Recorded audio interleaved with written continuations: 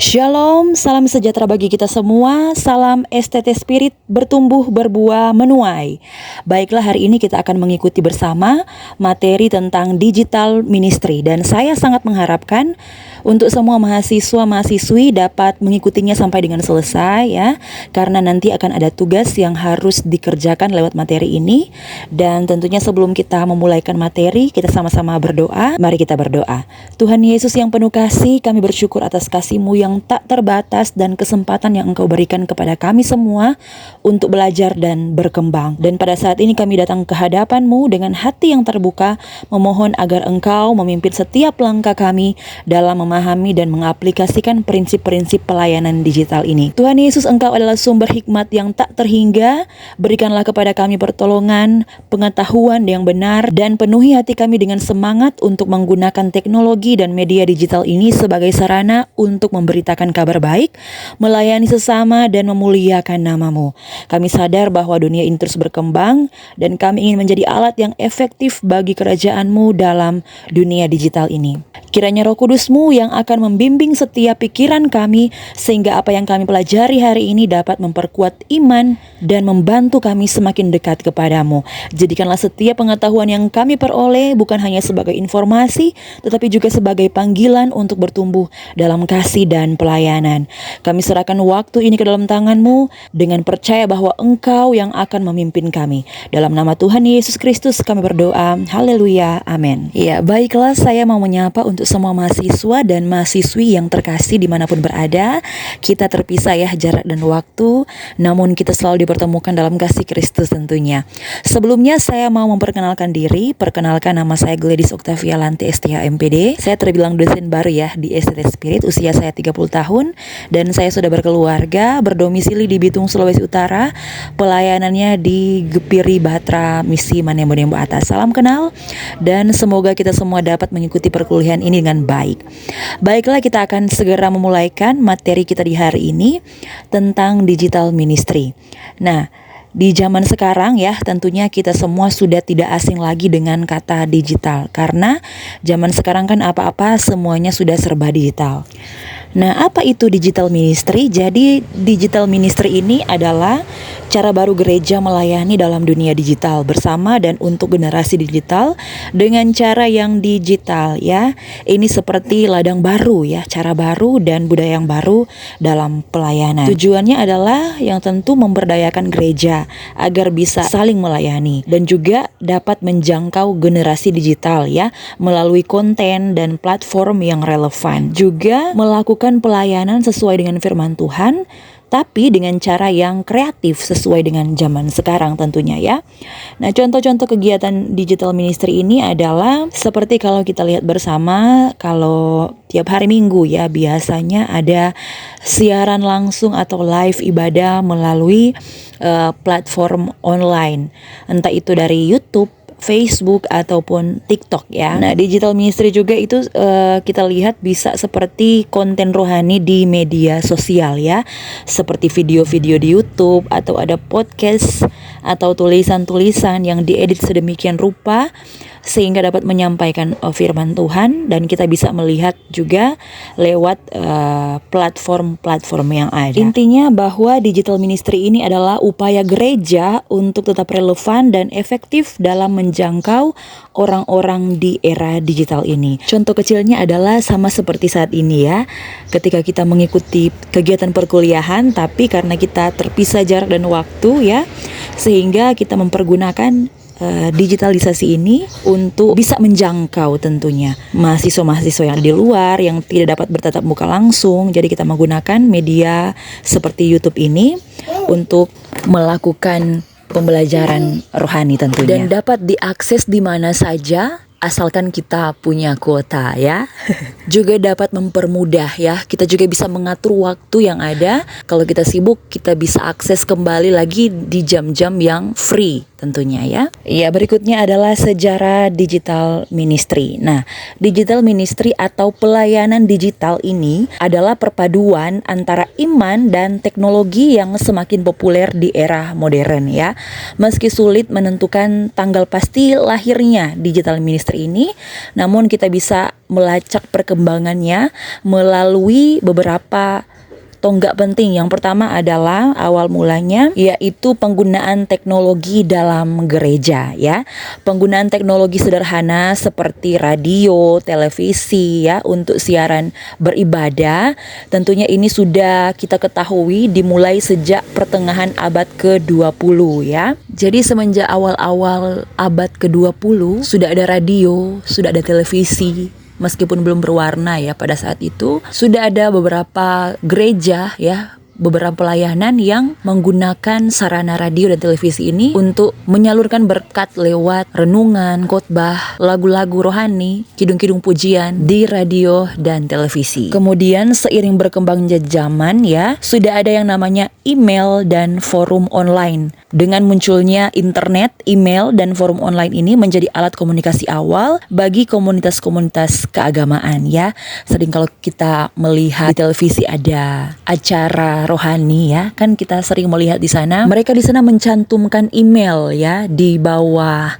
Sering kalau kita lihat ada tagline di bawah siarannya. Disampaikan kalau misalnya ada yang perlu didoakan atau yang perlu dukungan dan lain sebagainya, tolong hubungi email di bawah ini. Nah, setelah email dan forum online berkembang menjadi era media sosial ya, platform-platform yang besar ya, mereka bermunculan tentunya seperti Facebook, Twitter, dan YouTube. Ini memberikan peluang yang sangat besar bagi gereja dan individu untuk berbagi pesan iman secara lebih luas tentunya, seperti live streaming ya, dan tidak menutup kemungkinan juga lewat tayangan-tayangan yang ditonton oleh beribu-ribu orang ya. Kalau sudah banyak penontonnya itu bisa mendapatkan AdSense ya lewat iklan. Jadi penghasilan yang didapatkan itu bisa mensejahterakan gereja itu sendiri tentunya ya. Bisa digunakan untuk pelayanan ataupun pembangunan dan membantu orang-orang yang membutuhkan seperti itu. Kemudian kita masuk ke digital ministry modern ya, yang semakin modern lagi pada saat ini. Seperti aplikasi dan platform khusus ya, mereka ini bermunculan ya, seperti aplikasi yang dirancang khusus untuk kegiatan keagamaan seperti Bible Apps ya, aplikasi Alkitab, aplikasi doa, dan ada aplikasi untuk streaming ibadah yang bisa kita akses kapan saja. Tren live streaming ini memang baru menjadi lebih luas lagi, menjadi lebih terkenal lagi pada saat pandemi lalu ya. Pada tahun 2019, 2020 ya, 2021 ini memang hampir semua gereja pelayanannya itu semuanya lewat online ya, lewat live streaming. Jadi ini mendorong pertumbuhan pesat live streaming ini dalam pelayanan ibadah, membuat pelayanan gereja lebih mudah diakses dari mana saja, kapan saja ya. Sejarah awal mula digital ministry ini mulai abad masuk ke, jadi itu dia ya sejarah terbentuknya digital ministry ini. Jadi mulai dari awal abad ke-20 memang sudah dipakai lewat pelayanannya lewat radio dan televisi, kemudian berkembang menjadi email ya, dan konsultasi secara online lewat ponsel, telepon, dan lain sebagainya. Kemudian lewat platform-platform seperti Facebook, YouTube, dan lain-lain. Kemudian berkembang kembali ke aplikasi-aplikasi dan kemudian live streaming seperti itu. Kemudian kita masuk ke dalam jenis-jenis digital ministry. Tidak jauh-jauh dari sejarahnya ya yang sudah saya jelaskan tadi. Jenis-jenisnya ini juga seperti media sosial ya, platform-platform yang dipakai seperti Facebook, Instagram, Twitter, TikTok, YouTube. Kegiatannya ini ya membuat konten yang menarik seperti video ataupun gambar tulisan ya, dan berinteraksi dengan pengikut, live streaming ibadah, dan mengadakan kuis atau tantangan ya. Tujuannya untuk menjangkau audiens yang lebih luas tentunya, membangun hubungan dan mengedukasi ya. Siapa saja boleh, di mana saja, kapan saja bisa diakses ya. Bahkan di luar negeri juga bisa akses konten-konten kita yang ada di Indonesia ya, lewat konten rohani tentunya. Yang berikutnya adalah selain media sosial ada website dan blog ya. Kalau website dan blog ini zaman sekarang ini mungkin kurang peminatnya ya, apalagi anak-anak muda. Kalau zaman-zaman milenial dulu ya, kita sering sekali menggunakan website dan blog ini. Nah, jadi fungsinya untuk menyediakan informasi tentang gereja atau berita terkini, khotbah, dan sumber daya spiritual secara tertulis ya, secara bukan secara video, tapi secara tulisan gitu ya. Jadi kita bisa baca. Fiturnya itu adalah formulir kontak ya, ada donasi online dan pendaftaran acara, atau kita bisa mendaftar kegiatan-kegiatan rohani lewat adanya website dan blog ini ya. Tujuannya untuk menjadi pusat informasi dan sumber daya bagi anggota gereja dan masyarakat umum tentunya ya. Kemudian ada aplikasi mobile ya, tadi juga saya sudah jelaskan.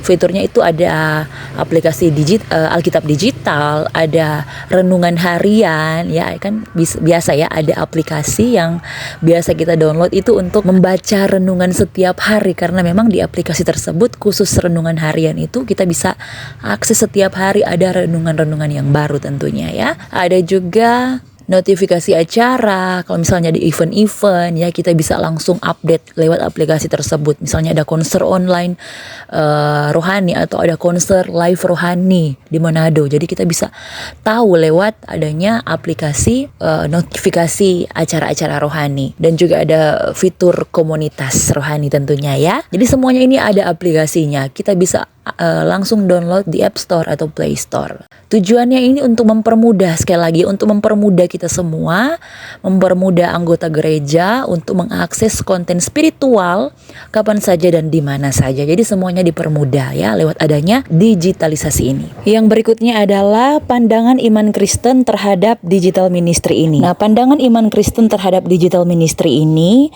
pada dasarnya mencerminkan pemahaman bahwa teknologi termasuk media digital dan internet dapat digunakan sebagai sarana untuk melayani Tuhan tentunya ya, untuk memberitakan Injil dan untuk menguatkan komunitas iman. Meskipun teknologi itu sendiri bukanlah hal yang baik ataupun buruk dalam perspektif Kristen, semua alat dan sumber daya dapat dipergunakan untuk tujuan yang lebih besar tentunya ya, yakni untuk memuliakan Tuhan dan melayani sesama. Tentunya ada beberapa poin yang penting tentang pandangan iman Kristen terhadap digital ministry ini. Sebagai orang Kristen, kita percaya ya tentunya bahwa Injil harus diberitakan kepada segala bangsa seperti yang tertera dalam Markus 16 ayat 15. Nah, digital ministry ini memungkinkan gereja dan pelayanan Kristen untuk menjangkau lebih banyak orang di luar sana, tentunya di luar batas fisik dan geografis yang terbatas.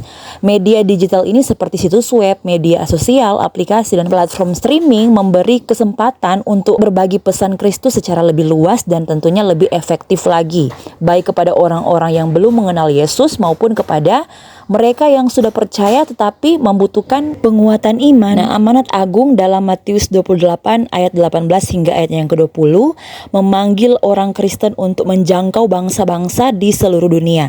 Nah, jadi digital ministry ini dapat menjadi cara yang efektif untuk memenuhi panggilan ini, karena dapat tentunya menembus berbagai lapisan masyarakat, termasuk orang-orang yang mungkin sulit untuk dijangkau dengan cara kontroversial. Pemanfaatan teknologi untuk membangun komunitas iman. Nah, jadi digital ministry bukan hanya soal pemberitaan Injil, tapi juga tentang membangun komunitas Kristen yang saling mendukung dan menguatkan ya. Teknologi ini memungkinkan umat Kristen untuk tetap terhubung meskipun mereka terpisah secara fisik ya. Jadi melalui media sosial, aplikasi, persekutuan grup di diskusi online, dan juga platform doa, orang Kristen ini dapat berkomunikasi, berbagi pengalaman, berbagi kesaksian ya, dan mendoakan satu sama lain. Dalam Ibrani 10 ayat 24 hingga ayatnya yang ke-25 mengajarkan kita untuk saling memperhatikan dan berjumpa bersama, yang bisa diterjemahkan juga dalam konteks digital ya, dengan memanfaatkan alat yang ada untuk menjaga ikatan kasih dan persatuan dalam tubuh Kristus. Nah, tapi meskipun digital ministry ini membuka banyak peluang, hal ini juga menghadirkan tantangan etika dan moral ya. Jadi penggunaan teknologi harus sesuai dengan ajaran Kristus tentunya ya, yaitu berbicara tentang kebenaran, membangun kasih, dan tentunya menghindari penyalahgunaan atau dampak negatif dari media digital ini. Dalam Efesus 4 ayat 29 kita diajarkan untuk jangan ada perkataan busuk yang keluar dari mulutmu, yang juga berlaku di dunia digital tentunya ya. Seperti halnya dalam interaksi tatap muka, umat Kristen diajak untuk berbicara dengan kasih, dengan hormat, dan menghindari kebencian atau fitnah yang bisa berkembang di dunia maya tentunya ya. Nah, di zaman sekarang banyak orang menghabiskan waktu mereka di dunia digital ya. Kita mungkin lebih banyak waktu untuk scroll-scroll media sosial. Nah, oleh karena itu pelayanan Kristen harus hadir di tempat di mana orang-orang berada ya. Digital ministry menjadi relevan karena lebih banyak orang mencari informasi, dukungan, dan bahkan bahan rohani melalui perangkat digital mereka. Dan tentunya gereja dan pelayanan Kristen bisa menggunakan media sosial, podcast, video streaming, dan blog untuk memberitakan pengajaran rohani, membagikan kesaksian, dan mengajak orang untuk lebih mengenal Kristus. Karena memang penting sekali ya pembinaan rohani di dunia digital. Nah, digital ministry tidak hanya terbatas pada pemberitaan Injil dan membangun komunitas saja ya, tapi juga pada pembinaan rohani melalui sumber daya digital. Pelayanan digital dapat menyediakan materi pembelajaran Alkitab, khotbah, renungan harian, dan video-video pengajaran yang dapat memperdalam pemahaman iman seseorang. Seperti yang diajarkan dalam 2 Timotius 3 ayat 16 hingga ayat yang ke-17, kita perlu memperlengkapi diri dengan firman Tuhan. Nah, dunia digital ini memberikan kesempatan kita untuk memperdalam ajaran Kristus dan memperluas juga jangkauan firman Tuhan kepada orang-orang yang mungkin tidak memiliki akses ke gereja atau komunitas fisik. Nah, lewat digital ministry ini juga, ini dapat memperkuat kerjasama antar gereja dan antar umat Kristen ya. Misalnya, berbagai gereja dapat berkolaborasi dalam memproduksi konten digital ya, berupa video dan lain sebagainya yang tentunya bermanfaat, seperti webinar ya, ada juga pelatihan atau kampanye doa online. Nah, ini memberikan kesempatan untuk bersaksi dan saling memberkati dalam tubuh Kristus yang lebih luas lagi ya. Ayatnya ada di 1 Korintus 12 ayat 12 hingga ayatnya yang ke-27 berbicara tentang pentingnya tubuh Kristus yang saling bekerja sama ya.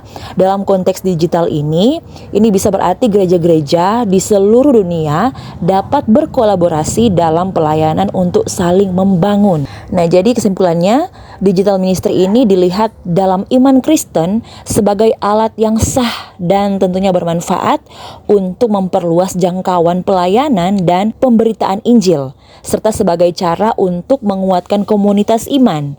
Teknologi tidak dianggap sebagai sesuatu yang negatif, melainkan sebagai alat yang bisa dipakai untuk memuliakan Tuhan, asalkan digunakanlah dengan bijak ya, dengan bertanggung jawab dan dengan prinsip-prinsip iman yang sesuai dengan ajaran Alkitab. Tentunya dengan semangat kita untuk terus memenuhi amanat agung, umat Kristen diajak untuk memanfaatkan teknologi dengan hikmat untuk memperkenalkan Kristus kepada dunia yang semakin digital ini ya, semakin berkembang ini, semakin menjaga kualitas spiritual dan etika dalam penggunaan platform tersebut. Berikutnya adalah manfaat dari digital ministry ini ya. Seperti yang sudah saya jelaskan di slide sebelumnya, sudah bisa digambarkan lah ya, manfaat-manfaatnya sudah bisa dirangkum, seperti jangkauan yang lebih luas, menjangkau generasi muda, aksesibilitasnya juga lebih tinggi, komunikasi yang lebih efektif, dan sumber daya yang beragam. Nah, manfaat digital ministry ini sangat signifikan dalam konteks dunia yang semakin terhubung melalui teknologi ya.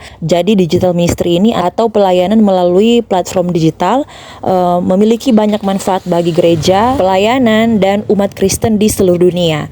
Nah, jadi ada beberapa manfaat utama ya dari digital ministry ini, yaitu memperluas jangkauan pelayanan. Salah satu manfaat terbesar dari digital ministry ini adalah kemampuannya untuk menjangkau lebih banyak orang tentunya ya, bahkan mereka yang tidak dapat hadir secara fisik di gereja. Dengan menggunakan internet, media sosial, situs web, dan juga platform streaming, pelayanan Kristen dapat mencapai individu dan komunitas di seluruh dunia. Ini juga memungkinkan pemberitaan Injil kepada orang-orang yang mungkin berada di daerah yang sulit dijangkau dijangkau secara fisik oleh gereja. Dan juga gereja dapat menyelenggarakan kebaktian atau acara atau seminar yang bisa diikuti oleh siapa saja secara real time. Kan sekarang sudah ada ibadah virtual ya. Jadi banyak gereja yang mengadakan kebaktian online yang memungkinkan umat untuk mengikuti kebaktian di rumah atau dari lokasi manapun, memberi mereka kesempatan juga ya yang sama tentunya untuk beribadah dan belajar firman Tuhan tanpa halangan geografis. Seperti itu ya manfaatnya. Ya, selanjutnya yang harus kita perhatikan adalah meskipun digital ministry ini menawarkan banyak sekali manfaatnya ya, tetapi ada juga beberapa potensi dampak negatif yang perlu kita perhatikan ya, agar supaya pelayanan kita tentunya semakin berkenan di mata Tuhan. Yaitu yang pertama, dampak negatifnya adalah kurangnya interaksi langsung ya. Ketergantungan pada platform digital ini dapat mengurangi interaksi sosial langsung dalam komunitas gereja ya. Hubungan personal yang mendalam ini mungkin sulit untuk dibangun hanya melalui layar saja, hanya melalui handphone saja ataupun laptop kita saja ya. Hubungan personal ini sulit dibangun tentunya. Yang kedua adalah kesenjangan digital. Ya, memang ya saudara, tidak semua orang memiliki akses yang sama terhadap teknologi ya. Hal ini dapat menciptakan kesenjangan digital dalam komunitas gereja di mana sebagian anggota merasa tertinggal. Seperti itu ya. Mungkin di antara kita kebanyakan ya, mohon maaf, kalau misalnya kaum milenial, kaum Gen Z ya, kita sudah tidak asing lagi atau sudah tidak kaku lagi menggunakan media sosial dan lain sebagainya ya. Kita sudah tidak kaku lagi dalam mengoperasikan website ya, menggunakan komputer, menggunakan handphone, dan kita bisa dengan gampang kita bisa mengerti lah ya. Tapi kalau misalnya seperti oma dan opa kita, mungkin mereka kan sulit, belum belajar lebih dalam mengenai bagaimana cara mengakses handphone, bagaimana cara mengakses internet, bagaimana bisa masuk ke dalam live streaming, dan lain sebagainya. Ini dapat dikatakan dengan kesenjangan digital karena tidak semua orang memiliki akses yang sama. Ataupun kita mungkin tinggal di daerah perkotaan dan mungkin di daerah pedesaan yang jauh dari perkotaan, ini mungkin sulit adanya jaringan internet ya. Jadi mereka juga mungkin sulit untuk mengakses atau mengikuti ibadah-ibadah online seperti yang dimaksud ya saudara, seperti itu. Yang berikutnya adalah distraksi dan ketergantungan. Nah, penggunaan gadget selama ibadah atau kegiatan gereja ini dapat menjadi gangguan dan mengurangi konsentrasi. Nah, selain itu juga kecanduan gadget bisa menjadi masalah yang serius tentunya ya. Seperti pada saat ibadah ya, kita menggunakan aplikasi Alkitab misalnya.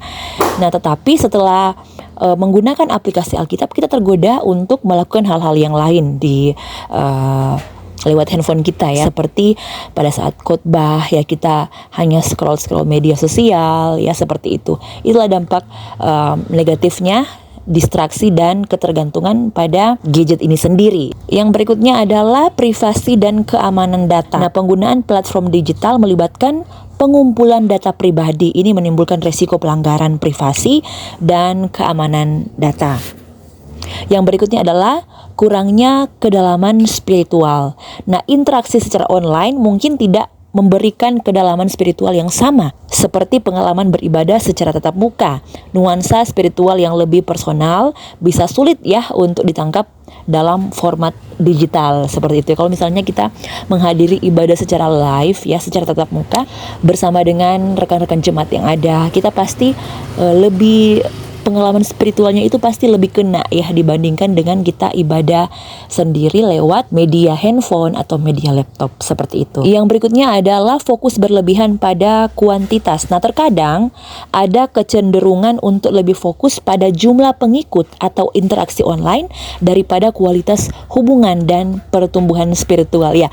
Ini seringkali terjadi ya. Dari pelayanan digital, kita seringkali kalau misalnya kita mau upload video ke YouTube dan pengikut kita baru mungkin 7 orang ya, 2 orang, kita mungkin malas-malasan untuk membuat video yang kualitasnya bagus ya. Karena apa? Karena kita mungkin fokus kepada jumlah pengikut atau interaksi online kita masih sedikit ya saudara ya. Jadi mari kita melakukan atau kita membuat pelayanan digital secara maksimal sehingga pengikut itu akan datang sendirinya ya ketika mereka melihat video kita bagus, ketika melihat khotbah kita itu berkualitas atau renungan kita itu berkualitas, tentunya pengikut-pengikut itu akan datang sendirinya ya. Otomatis mereka, wah ini bagus, khotbahnya kena nih. Jadi saya mau mengikuti, mau follow dia ya, seperti itu ya saudara. Yang berikutnya adalah potensi misinterpretasi. Nah, pesan-pesan spiritual yang disampaikan secara digital bisa disalahartikan atau disalahgunakan ya oleh orang-orang dengan niat yang buruk. Nah, seringkali kita melihat ada video-video entah itu khotbah-khotbah dari pendeta ya atau khotbah-khotbah dari pelayan-pelayan. Isinya bagus, tetapi karena mungkin ada orang-orang yang punya niat buruk, mereka mengambil atau mendownload video tersebut kemudian dipotong-potong sehingga menjadi satu kalimat mungkin disalahartikan oleh para pengikutnya atau para penontonnya. Sehingga mungkin khotbah tersebut isinya baik ya, bisa disalahartikan oleh para penontonnya karena ada orang yang punya niat buruk mengambil videonya, kemudian dia istilah katanya tuh mereka cut ya, mereka potong-potong sehingga menjadi satu video dengan mungkin ada isi ujaran kebencian dalamnya atau tidak sesuai dengan isi firman Tuhan ya, seperti itu. Jadi kita harus hati-hati. Nah, tentunya untuk mengatasi dampak negatif ini ya, untuk meminimalkan lah dampak negatif ini, gereja itu perlu untuk menyeimbangkan online dan offline ya. Jadi harus seimbang offline dan online-nya. Jadi menggabungkan antara kegiatan online dan offline untuk menjaga keseimbangan antara interaksi virtual dan juga realitas ya saudara. Juga dapat memastikan aksesibilitasnya ini menyediakan alternatif bagi anggota yang tidak memiliki akses internet atau perangkat yang memadai. Mendidik jemaat juga perlu ya, memberikan edukasi tentang penggunaan teknologi yang bijak dan sehat, dan juga menjaga privasi tentunya ya, melindungi data pribadi anggota gereja dan memastikan keamanan platform digital yang digunakan. Pastikan menggunakan, kalau misalnya mau live streaming, pastikan gunakan aplikasi yang sudah ada di Play Store ya, karena kalau sudah di Play Store itu sudah terjamin keamanannya ya. Dan juga membangun komunitas online yang sehat, membina komunitas online yang positif dan mendukung pertumbuhan spiritual ya. Dan juga fokus kepada kualitas, mengutamakan kualitas hubungan dan pengalaman spiritual daripada sekedar kuantitas pengikut. Digital ministry ini memiliki potensi besar untuk memperluas jangkauan pelayanan gereja. Namun penting untuk menyadari dan mengatasi potensi dampak negatifnya dengan pendekatan yang seimbang dan tentunya juga yang bijaksana. Nah, gereja ini dapat memanfaatkan teknologi untuk memberkati lebih banyak orang tanpa mengorbankan nilai-nilai intinya ya. Ya, berikut adalah menjalankan digital ministry. Nah, berikut ini ada beberapa langkah yang bisa kita lakukan untuk memulai dan menjalankan digital ministry. Yang pertama adalah tentukan tujuan dan sasaran ya. Identifikasi audiens lah namanya ya. Siapa yang akan kita jangkau, apakah remaja ataukah dewasa, orang tua atau kelompok tertentu. Yang kedua adalah tunjukkan tujuan kita, apa yang ingin kita capai. Ya, apakah kita mau menginspirasi ataukah kita untuk fokus untuk mendidik atau mengajak orang untuk bertobat ya, ataupun mujizat kesembuhan dan lain sebagainya. Yang kedua adalah pilih platform yang tepat. Yang kita lakukan adalah menganalisis audiens. Di mana audiens kita menghabiskan waktu online, apakah di Facebook atau apakah di Instagram, di YouTube, di TikTok atau platform lain. Nah, kalau misalnya kita mau menjangkau anak-anak muda misalnya ya, anak-anak muda kan biasanya mereka lebih cenderung pakai Instagram atau TikTok. Nah, kalaupun orang-orang dewasa mungkin lebih ke Facebook. Kita juga harus menyesuaikan konten kita ya, sesuaikan konten kita, pastikan konten kita itu sesuai dengan format dan gaya platform yang dipilih tentunya ya. Kalau misalnya kita upload video ke TikTok, yang pastinya kita punya harus ada hook ya. Hook itu istilah katanya supaya bisa FYP ya, supaya bisa banyak yang lihat, banyak yang menonton video kita. Nah, buat semenarik mungkin tentunya. Yang ketiga adalah buat konten yang berkualitas, yang relevan tentunya ya. Konten harus relevan dengan kebutuhan dan minat dari audiens, dan juga harus menarik. Gunakanlah visual yang menarik, bahasa yang mudah dipahami, dan gaya yang sesuai dengan target audiens kita. Yang berikutnya adalah kita harus konsisten juga ya. Kita harus posting secara konsisten, secara teratur untuk menjaga engagement audiensnya ya. Yang berikutnya adalah beragam. Variasikan jenis konten yang kita buat seperti video ataupun gambar atau tulisan atau podcast ya. Jadi kita selang-seling kita buat beragam lah ya. Yang keempat adalah bangun komunitas. Ya, interaksi.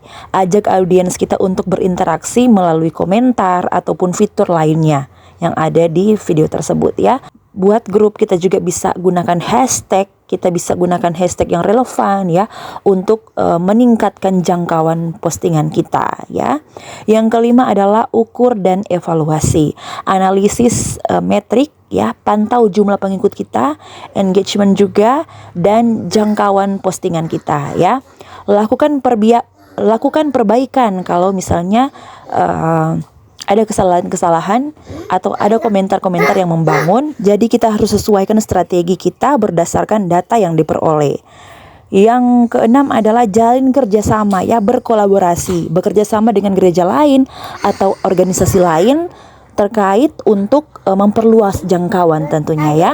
Dan jangan lupa juga kita harus konsisten, kita harus fokus pada kualitas dan tetap terus minta hikmat kepada Tuhan, meminta bimbingan daripada Tuhan dalam setiap langkah pelayanan kita ya. Yang berikutnya adalah bagaimana dengan haters ya.